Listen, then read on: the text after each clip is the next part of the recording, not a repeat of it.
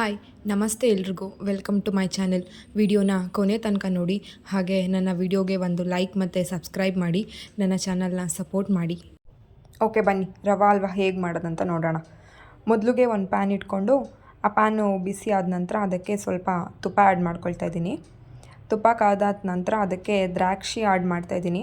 So ಗೋಡಂಬಿ ಬೇಕಾದರೂ add ಮಾಡ್ಕೊಳ್ಬೋದು, ನಾನು ಬರೀ ದ್ರಾಕ್ಷಿ ಯೂಸ್ ಮಾಡ್ತಾಯಿದ್ದೀನಿ.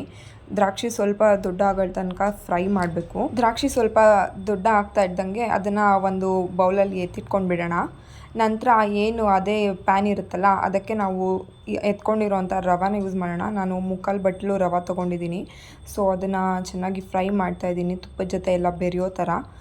ನಾನು ಆಲ್ರೆಡಿ ಸೈಡಲ್ಲಿ ಹಾಲು ಸಹ ಕಾಯೋದಕ್ಕೆ ಇಟ್ಕೊಂಡಿದ್ದೀನಿ. ಹಾಲು ಹೇಗೆ ತೊಗೊಂಡಿದ್ದೀನಿ ಅಂತ ಹೇಳಿದ್ರೆ, ಎಷ್ಟು ರವೆ ತೊಗೊಂಡಿರ್ತೀನಿ ಅದಕ್ಕೆ ಇಂತನೂ 2.5 ಪಟ್ಟು ಜಾಸ್ತಿ ನಾನು ಹಾಲು ಯೂಸ್ ಮಾಡ್ತಾಯಿದ್ದೀನಿ. ಸೊ ಇವಾಗ ರವೆ ಫ್ರೈ ಆದ ತಕ್ಷಣ ಅದಕ್ಕೆ ಹಾಲು ಆ್ಯಡ್ ಮಾಡ್ಕೊಳ್ತಾ ಇದ್ದೀನಿ.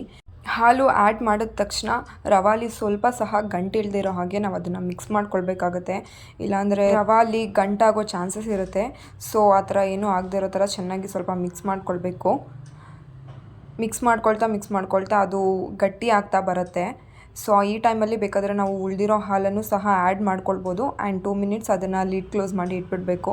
ನೆಕ್ಸ್ಟ್ ಅದಕ್ಕೆ ಸಕ್ಕರೆ ಆ್ಯಡ್ ಮಾಡ್ಕೊಳ್ಬೇಕು. ಸಕ್ಕರೆ ನಾವು ರವೆ ಏನು ತೊಗೊಂಡಿರ್ತೀವಿ ಅದೇ ಕ್ವಾಂಟಿಟಿಯಲ್ಲೇ ನಾನು ಯೂಸ್ ಮಾಡಿದ್ದೀನಿ. ನಿಮಗೆ ಸ್ವಲ್ಪ ಅದರಲ್ಲಿ ಹೆಚ್ಚು ಕಮ್ಮಿ ಸ್ವಲ್ಪ ಜಾಸ್ತಿ ನೀವು ಆ್ಯಡ್ ಮಾಡ್ಕೊಳ್ಬೋದು. ಸೊ ಇದು ರವೆ ಮತ್ತು ಸಕ್ಕರೆ ಚೆನ್ನಾಗಿ ಹೊಂದ್ಕೊಳ್ಳೋ ಹಾಗೆ ಮಿಕ್ಸ್ ಮಾಡಬೇಕಾಗತ್ತೆ. ನೀವು ನೋಡ್ಬೋದು ಸಕ್ಕರೆ ಆಗ್ತಾ ಇದ್ದಂಗೆ ರವಾಲಿ ಸ್ವಲ್ಪ ಮಾಯ್ಶ್ಚರ್ ಆಗುತ್ತೆ. ಆ್ಯಂಡ್ ಅದನ್ನು ಮತ್ತೆ ಕ್ಲೋಸ್ ಮಾಡಿ ಇಟ್ಟು ಅದಕ್ಕೆ ಎಷ್ಟು ಬೇಕೋ ಅಷ್ಟು ತುಪ್ಪನ ಆ್ಯಡ್ ಮಾಡಿ ತುಪ್ಪ ಸಹ ಚೆನ್ನಾಗಿ ಹೊಂದ್ಕೊಳ್ಳೋ ಹಾಗೆ ಮಿಕ್ಸ್ ಮಾಡಬೇಕು. ನಾನಿಲ್ಲಿ 2 table spoon of ghee use ಮಾಡಿದ್ದೀನಿ. ಸೊ ನಿಮಗೆ ಹೇಗೆ ಬೇಕೋ ಹಾಗೆ ನೀವು ಯೂಸ್ ಮಾಡ್ಕೊಳ್ಬೋದು. ಸೊ ತುಪ್ಪ ಸಹ ಚೆನ್ನಾಗಿ ಮಿಕ್ಸ್ ಆದಮೇಲೆ ಅದರಲ್ಲಿ ನಾವು ಏನು ಫ್ರೈ ಮಾಡಿ ಇಟ್ಕೊಂಡಿದ್ವಲ್ಲ ದ್ರಾಕ್ಷಿ, ಅದನ್ನು ಸಹ ಆ್ಯಡ್ ಮಾಡಿದ್ರೆ ಈ ನಮ್ಮ ರವಾ ಹಲ್ವಾ ರೆಡಿ ಆಗುತ್ತೆ. ಇದಕ್ಕೆ ನಾವು ಬನಾನಾ ಕಟ್ ಮಾಡಿ ಯೂಸ್ ಮಾಡಿದ್ವಿ ಅಂದರೆ ಅದು ಸಜ್ಜಿಗೆ ಆಗುತ್ತೆ ಅಷ್ಟೇ. ಸಜ್ಜಿಗೆಗೂ ಇದಕ್ಕೂ ಇರೋ ಡಿಫ್ರೆನ್ಸ್ ಇಷ್ಟೇ. ಸೊ ನಾನು ಇದನ್ನು ದೇವರಿಗೆ ನೈವೇದ್ಯಕ್ಕಂತ ತೊಗೊಳ್ತಾ ಇದ್ದೀನಿ. ಆ್ಯಂಡ್ ದೇವರಿಗೆ ಇದನ್ನು ನೈವೇದ್ಯ ಮಾಡಿ ನಾನು ಪೂಜೆ ಮಾಡಿದ್ದೀನಿ.